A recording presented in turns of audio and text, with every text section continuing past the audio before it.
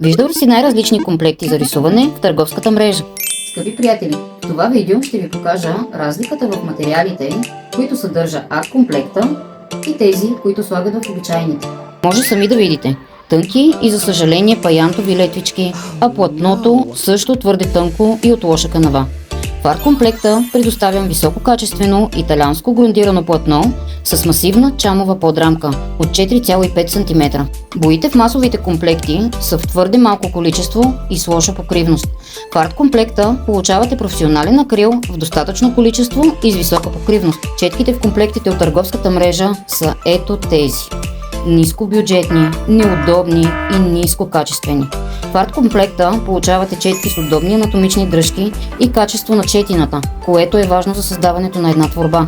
Добавила съм също голяма стабилна палитра, еднократна престилка и масивна закачалка. Без рисуване по номера, без контури.